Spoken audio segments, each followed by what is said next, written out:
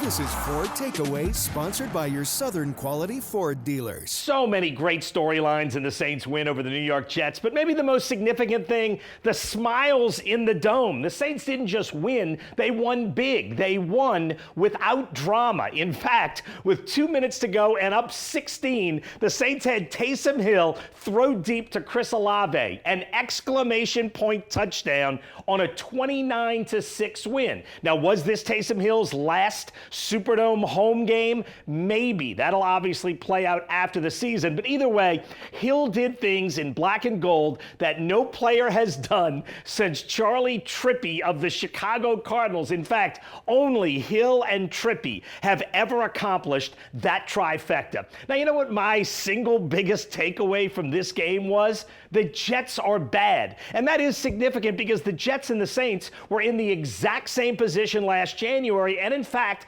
Aaron Glenn interviewed virtually with the Saints, but then took the Jets job before he got his in-person interview in New Orleans. Now, we don't know if Glenn was actually the Saints' first choice to be their head coach or not, but one season in, Kellen Moore's Saints are clearly way ahead of Aaron Glenn's Jets in their rebuilds. The Saints appear to have their quarterback. The Jets absolutely do not. Now, at number 3, 4 games into his career, Charlie Smith is now in the Saints record book. He missed the 61-yarder at the end of the first half, but from 50 yards and in, Smith was 5 for 5.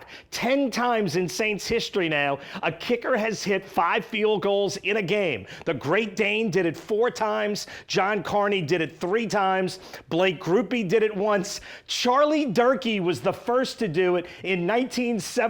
He did it straight on kicking.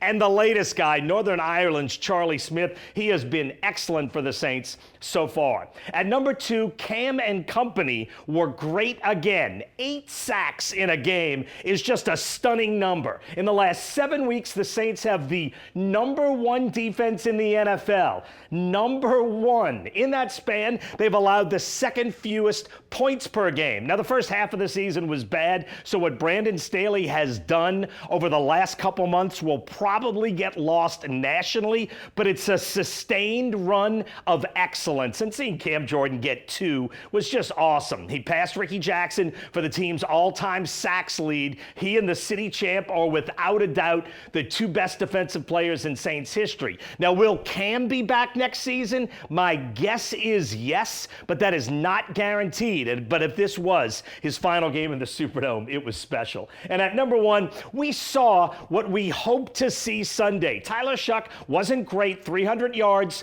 passing, but his numbers overall are just okay for the game. The big positive, though, Shough had 0 turnovers. In his 4 NFL wins, he has thrown just 1 interception. And Kellen Moore is getting more and more comfortable calling plays for Shough. Against the Jets, that meant 2 passes for every run, more than 50 dropbacks, and it worked. Coach and quarterback have gotten better and better, and that's a really positive development in year 1 of the Saints rebuild. And that's my 4 takeaways from the lopsided win over the New York Jets.